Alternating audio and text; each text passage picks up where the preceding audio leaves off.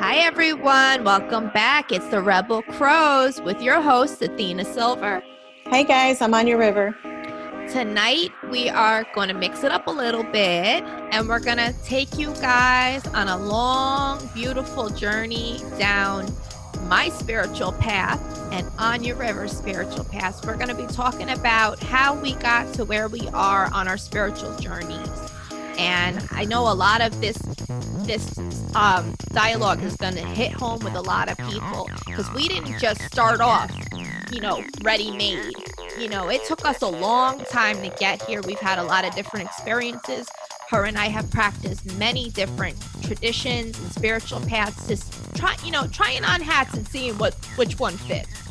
Yeah. So, and that's pertinent to everybody's journey to finding themselves. So why don't you start us off, Anja? Tell us a little bit about how you got into the spiritual game. So where I last left off, I'm loving this back and forth format, by the way. So I know. Where I last left off, so I had started going, I read The Secret, I read a bunch of other books, I was starting to open up in different ways, but really safe ways, I still couldn't touch the witchcraft, anything witch related, the occult, I just wasn't able to really get back to that. And, but I went in all different other directions, which was great, I tried out Unitarian churches, I remember I went on so many shamanic retreats in my 20s. Yeah. It sounds so cliche now, kind of in a way, no, I don't think so at all. City, going to shamanic retreats every weekend, smoking her American spirit cigarettes, because that's what they smoke. Yeah, your hippie cigs. It was a long time ago, guys. So, oh man. And I was always at the Open Center in New York City, just taking everything I possibly could. I started working with herbs. I studied herbalism for a couple of years.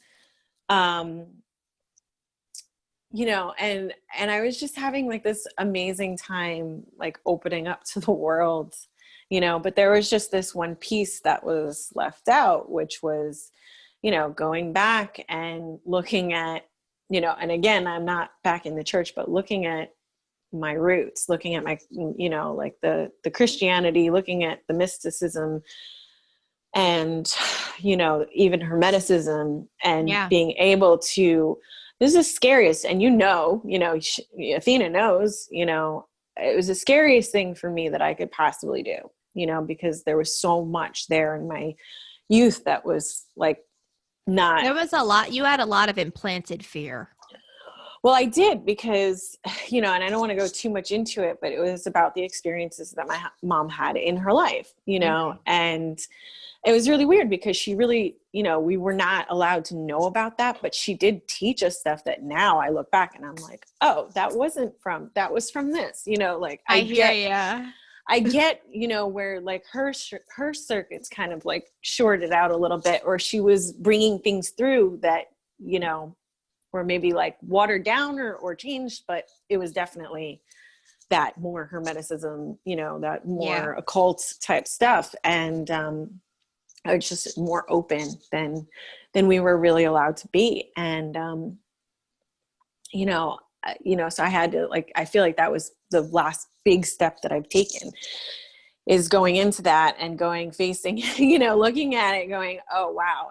And it made so much sense for me when I started working in Hermeticism and working with the occult. I'm sorry, I'm shaking again. It's cool. It's cool. Shaking again. It's so powerful right now. So yeah. And that's what I would say too, to anybody who has an intense aversion like that. Definitely don't go looking at it just because, but eventually at some point you might find, when you're ready, you might find that there's something there that you didn't realize was there, why would I have such an intense fear? Because there's of power something there. that and that's part of it too. There's power there, and without having the proper protections set up, I didn't, I knew enough to stay away until I had what I needed. you know, I lost my teacher in physical form. So Yeah. I didn't really have the ability, you know, without that language, like you're talking about, like when you don't have the language, you know, it's a tougher, you know, time getting back to that. But then once you do, you know, for real. So that's the benefit of being cut off from your, you know, your whatever heritage or intended place, or, you know, whatever. The benefit of being cut off like that is when you come home, you know, it's home, you know, like, you know, this is it. Like I pushed you away for so long, and then I finally was able to give in, and I realized this is the surrender. This is, you know, the homecoming. So, I'm feeling so much. Funny you say that, because that leads me into the next part of my story. So during this time, my grandmother had passed. Our grandmother had passed, and she was my mother. She raised me. I mean, people still slip up and refer to her as my mother. It's weird. Yeah. And it's everybody in our family. It happens all the time. Yeah, they know that you're the granddaughter, but yeah. It's bizarre. They refer to her as my mother. No. But they're not wrong. You know, she really had a huge hand in raising me. She saved me from a lot of bad situations. I credit her saving my life. I would not be here if that woman did not swoop in and intervene. Right. Not saying anything bad about my mom. You know, like I said, she was young. She was still trying to figure her shit out and living her life and trying to find where her path is. You know, I think for her, I think her path really took the long road, you know, with extreme amounts of potholes and, you know, broken tires. And she really, you know, she really had a lot of stuff that she had to satisfy within herself. And I get it, you know, I get the seeking mentality, you know. So when our grandmother died, it really, really, really threw me for a loop. And I got sick, not that, you know, a little while later, you know. And so where was I? When she got sick. When she got sick. Okay. Yeah. When she got sick, I felt like my part of me was a little bit severed magically from our family tradition growing up. Her mother, our great grandmother, really stepped in. When I had gotten sick, she, you know, I grew up in her house. She taught me so much, you know, like so many countless things this woman taught me. The two of them, both grandmother and great grandmother, they raised me. And our great grandmother, she taught me a lot of like brujeria, like Spanish witchcraft, you know. And so at that time, after our grandmother passed, I kept going to see her, and she kept telling me, like, your energy's all wrong. There's something wrong with you. You're dead. Like, what happened? Like, that light you had, it's gone. And, you know, she understood why, and she counseled me a lot during that time. And she told me, she's like, you need to listen to the old ones.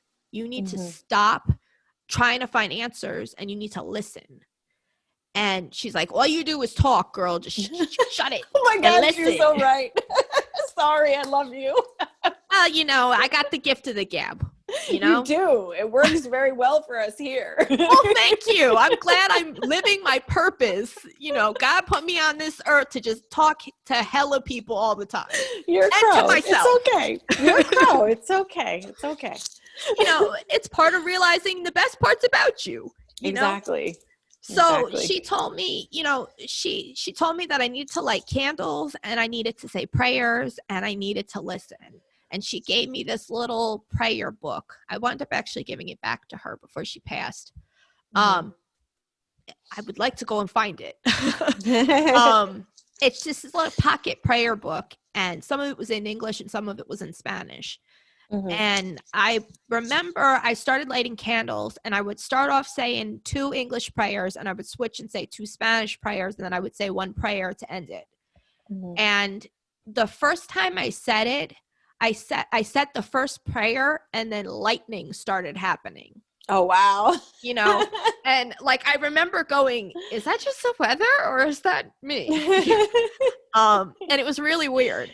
And so I kept going back to it and going back to it. Like, it was very spotty at that time. And I remember one day I was sitting I had said the prayers. I was sitting in meditation, and I just felt behind me a man, like a very tall man. And like, I just like, it was the first time I saw, a spirit, like saw a spirit. Yeah. And felt it and heard it. And like, it was, I can't even describe it. It was just such a crazy feeling. And he bent down and he whispered into my ear and he said, I have a task for you. I have a project for you. I'm sending you on a mission, and it's going to take you a long time to find the answer, but you need to start walking the path now. And he said to me, I want you to go and find the ancestors. I want you to research, and I want you to look for them. I want you to find names. I want you to find stories. I want you to find cultural connections. And I came out of that meditation and went on, I think Ancestry.com, and I started typing in names and birthdays and writing stuff down. I went to our great grandmother's house. I interviewed her and got, that was a crazy one. Because everybody in our family has nicknames. Nobody goes by their government names. Right. Then I found out that there are people that have 2 or 3 birthdays in our family, because nobody wants to be tracked by the government, apparently. So this took many months. I was interviewing other family members during that time, finding out little pieces like this jigsaw puzzle about who I was.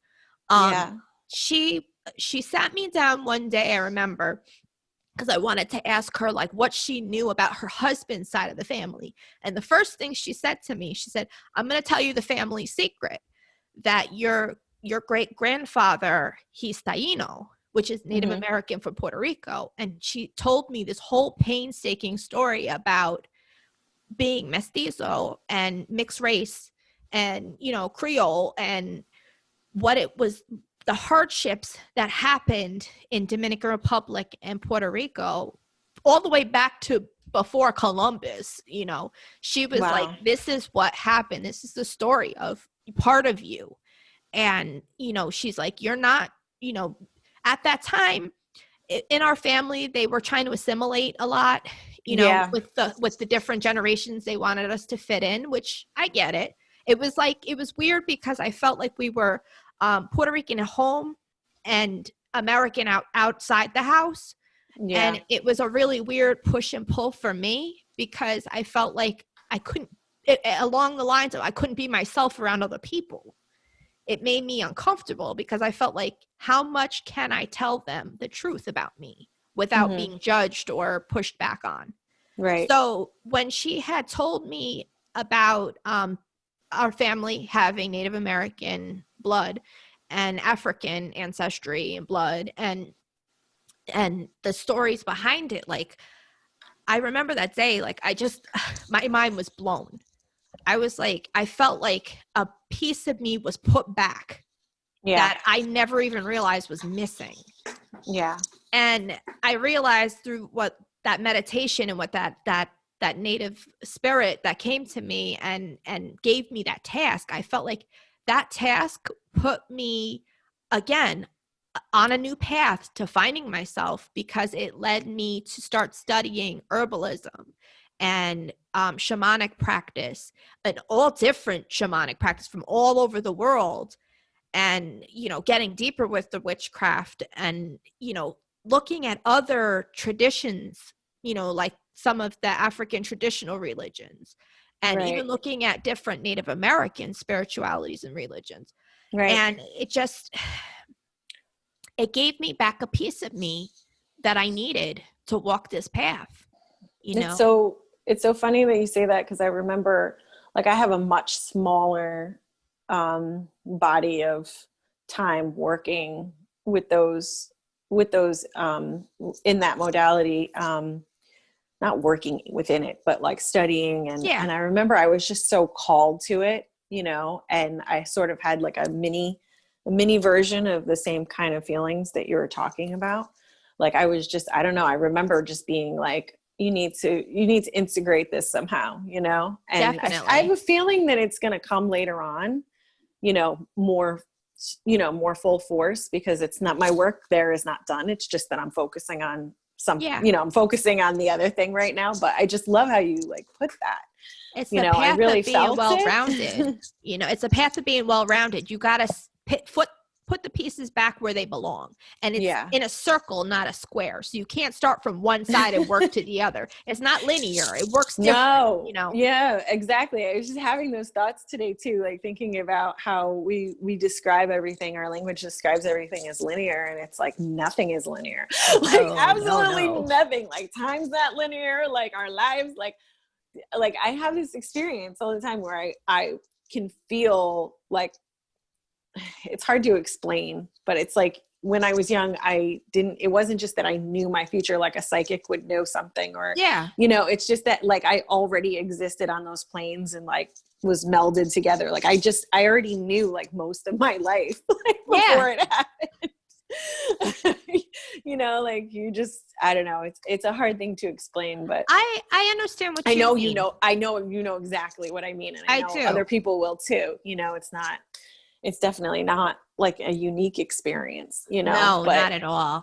But it's unique to how it comes to you. Yeah. And where it fits in, you know? So I started studying the herbalism. I had been raised by old ladies, so you know they taught me how to garden, and do all sorts of handiwork. You know, I can embroider. How many of y'all can embroider? Because I can embroider. I don't know. Lola tried to teach me how to sew, and all I got up to was like a single line stitch. Oh no, she taught me how to make clothes. She taught me how to cut patterns. She taught me how to alter. You know, she taught me all sorts of stuff. Clearly, you were good at that. I'm nice with my sewing. I'm nice. Yeah. So you know, so I was going through that, and you're actually the person I credit to teaching me about shamanism. Aww. I feel like I always had it in me. I just didn't call it the right thing. Mm-hmm. You know, I feel like I've always been a vibration type of person, getting feelings off of people, knowing who's my kind of people and who's not, and who's really not, you know? And I always felt like there was more to life that was not being seen. So when I really started to take to shamanism, it was because I realized that I needed to heal my soul, that my soul was essentially broken. Yeah. And that was to credit why I had so many of the weird feelings I had about myself and about people and about life, and just always looking for an answer because I was broken. And, you know, and everybody can say whatever they want to say about that, but being broken, you could be broken in many different ways. I was broken in more than one. I was broken in a lot of ways. And I felt like I needed an answer to the hurt that was in my soul, because no matter what I was doing, witchcraft, you know, meditation, all sorts of different practices, nothing was addressing the hurt and the brokenness that really laid within, until I found shamanic practice, you know, and also like curanderismo, which is like traditional, you know, Mexican and South American. It's like a healing tradition. It's healing with herbs and spirit work. And also it's so vast, I can't even explain it. It encompasses a lot of stuff, but it's traditional healing. Yeah, right. It's Mesoamerican traditional healing. And, you know, between the shamanism and the curanderismo, those two things working together, like it showed me how bad I was broken, because I couldn't even assess the full amount of damage that was there. And I felt sick, and not in a, like, yes, I was physically sick. I was mentally sick. I was spiritually sick. You know, I was trying to Band-Aid, you know, shards of glass together and call it a window. Wow. You know? And so when I started to do soul retrieval work and have it done to me, working, I had I've done massive amounts of reading. So it's like to bring up specific books, I couldn't even bring them up because there were so many of them. Yeah. Yeah, I have the same problem. The different teachers that I was working with at the time, there was one shamanic teacher that I was working with at the time. And she told me that if I ever wanted to really do this work, I needed to fix the underlying problems that I had, which was I was out of balance with my spirits and my ancestors, that I was not being truthful to myself, and I was living my life in a broken and fractured way. And then I needed to correct some stuff. I wasn't eating right. I wasn't taking care of my body. I was basically at the time leaving my physical body to die, you know? That must have been so tough to hear at that moment. I cried. I'm not going to lie. I cried because the truth of it, it was like an intervention for someone who has drug problems. You know, it was like, but it was a soul intervention. And it's like, I knew that my soul was, you know, a junkie and had problems. Yeah. You know, it had massive amount of creditors after it and homeless and shit. You know, like my soul was in bad shape, you know, Skid Row style. And, you know, this teacher, she hit me in the gut. And she told me that she's like, you know, if you ever really want to be in charge of your life, you need to fix the problem. So I did a lot of soul retrieval work during that time. I came across a course that really helped at one point. I can't remember the name of it though. It was about like primal releasing. So there was a lot of like yelling and screaming and punching pillows. That sounds divine right now. Huh?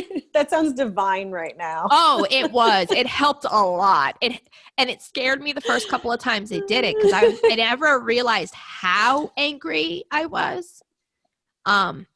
Because the anger that I had carried since I was very, very small. Yeah, right.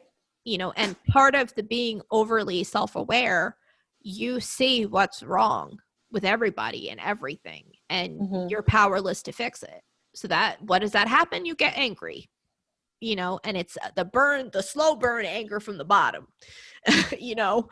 Yeah. And so I started to address that and all of that. And, then my husband came to me and he's like, you know, I see that you're not happy. You know, you're disabled. You can't work anymore. Why don't you start your own business? Like, why don't you do something with your life?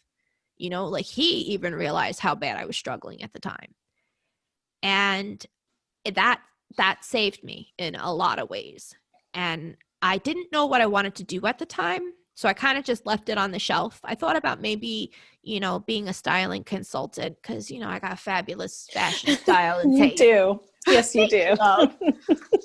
So I thought about that and I was like, I don't really, that doesn't sing, you know, make my heart sing or anything like that. And remember I was at a party and at the time, you know, I always walk around with tarot cards. So, you know, I always have a deck in the car. I'm never without.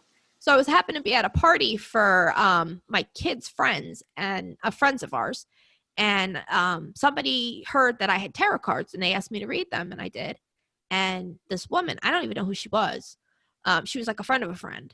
And the woman said to me, you know, this is the best reading I've ever had. You know, you should really think about, you know, going professional and, you know, having a business. And it was weird because the thought had never occurred to me before. I was like, wait a minute, I could do that? Okay.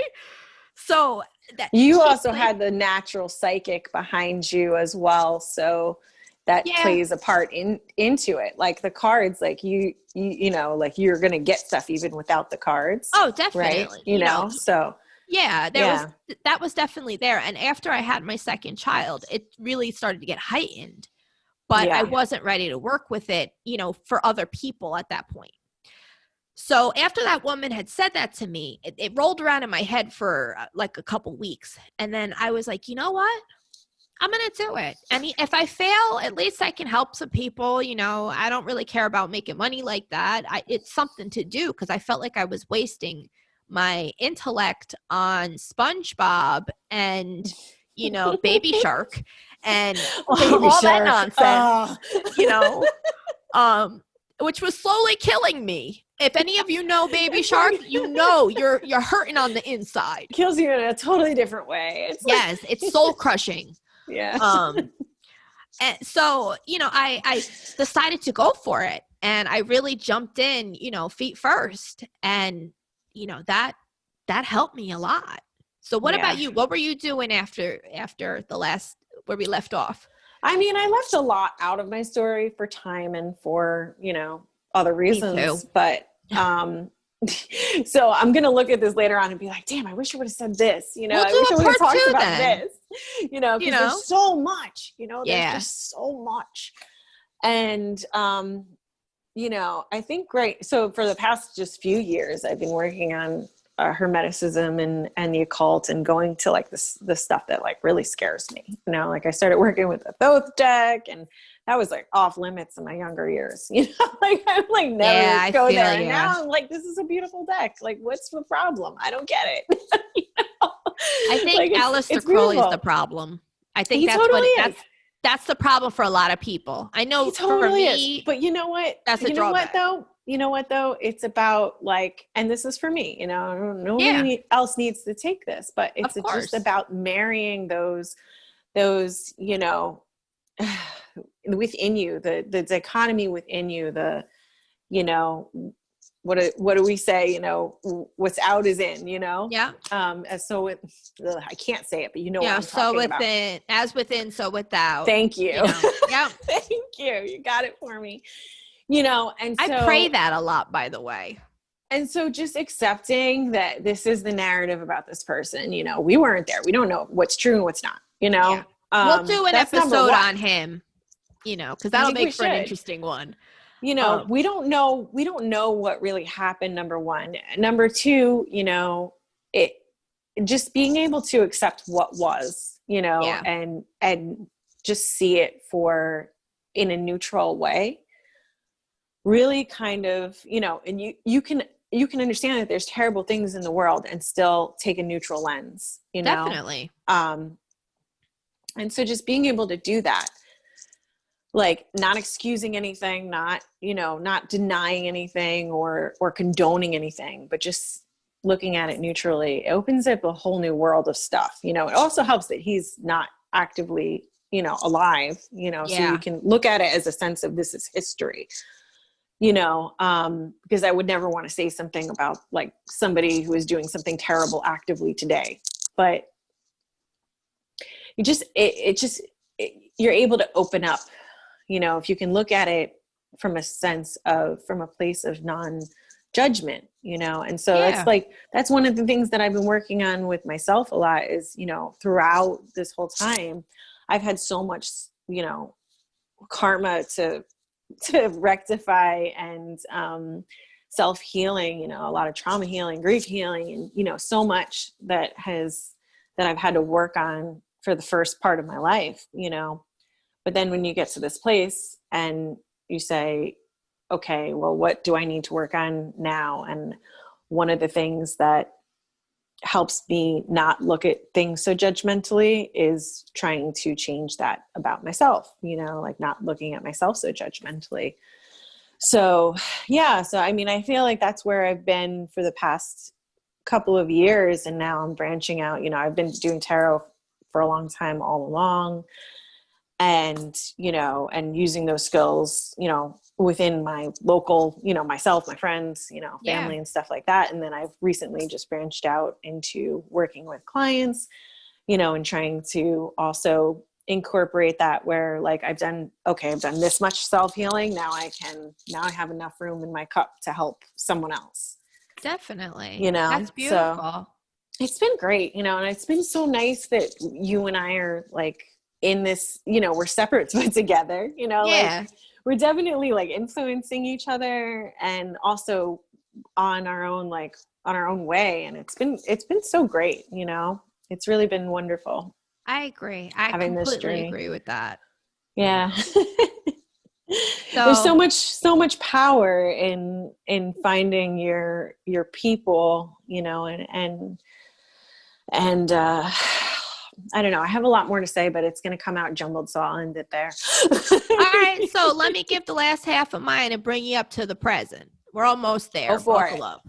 Go for I it. did leave out exploring Wicca and exploring Judaism, because I did actually consider converting to Judaism, but that's a whole another I day. don't remember that. Wow. Yeah, that was very Okay. private. Okay. There's a lot of stuff mixed in. I have walked many paths, and some of them You really most people don't have. even know about. No, I'm a quiet learner. You know, I don't put myself on blast unless it's worth it. Unless it's like, I'm coming out, then you'll know. So I started the business, and that definitely saved me. I started meeting a lot of people in the spiritual community from a business perspective, and I started to realize, that this community is vast. That there's a lot of different stuff that comes with it. Yeah. I was brought into the fold a little bit with some new age practices and people showing me things of what they're doing, and, Reiki and energy healing and all that kind of stuff. And it was not my wheelhouse. Hey, if it works for you, it works for you, by all means. No judgment from me. It's just, well, we've all got to fit in different facets in order for this to work, right? Of course. I can't do Reiki for my life. I've tried. I'm just not good at it. See, I can do energy work, but I'm not big on Reiki itself. It's just I work it differently. I work it from a different stance. So, I started studying even harder during that time. I really started to open up. My gifts really came into their own during that time. I started reading for a lot of people. There was this one weekend I read for 23 people the first day, and I think 26 people the next day. And wow. in that, I cannot even explain the level of energetic death I felt.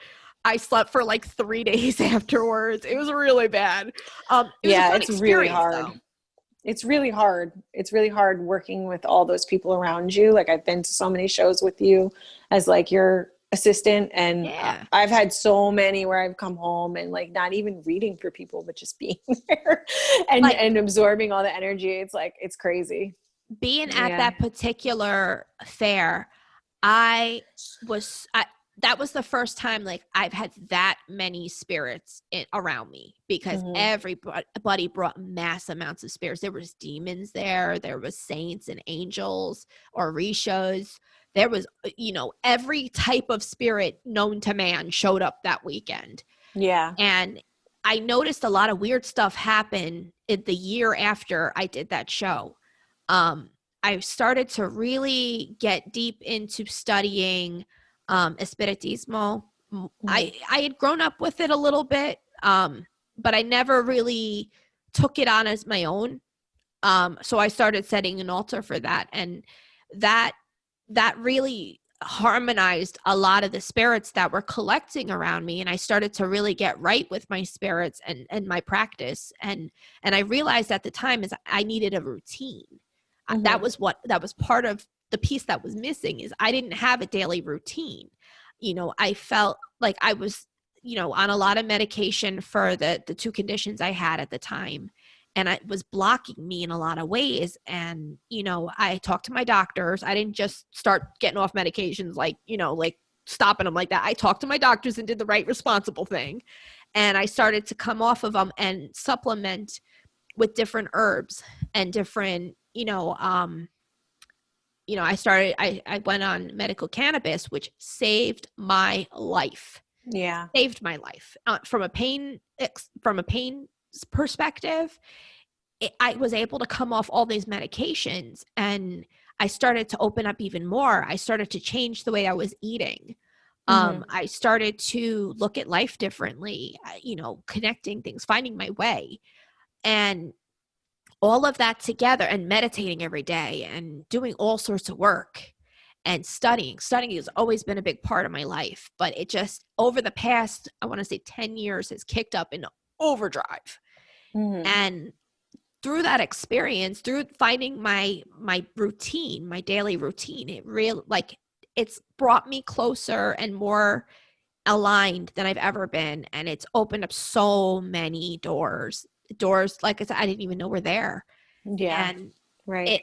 I realize now that all this whole story from beginning to end and all the pieces that are missing and all the pieces that are here brought me to where I'm now at, where I'm standing now. And it was horrible in a lot of chapters. It was gut-wrenching in other chapters. It was depressing and soul-shaking. It was happy. It was joyful.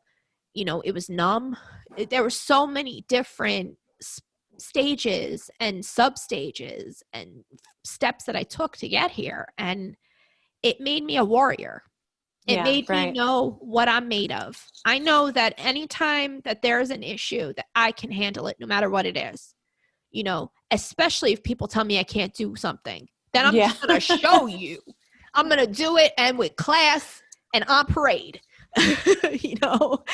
And it made me realize that I'm going to fight. I'm going to fight back. I'm going to do everything I can to find alignment. And I'm going to make God proud, because not only is God out here, God's within. I had to realize that I was God itself. That's beautiful. I think a beautiful, beautiful ending to our show tonight, right? Definitely. Sorry guys, it's a little long, but it's a long story. Maybe we'll do a chapter 2, coming maybe down the line to fill in some of these blanks, and I'll tell you about my foray into Judaism. We'll get deeper, yeah. And Celtic Wicca, because that was a fun chapter. But yeah, we really hope you guys enjoyed tonight's long extended journey. Life has lots of twists and turns, so it was gonna be long. Make sure that you guys follow, and subscribe at Rebel Crow Psychic Show. We do a podcast every week. Y'all already know. It's on YouTube. It's on all major podcasting platforms. If you would like to have a reading with me, Athena Silver, I do tarot readings, mediumship readings, and spiritual cleansings.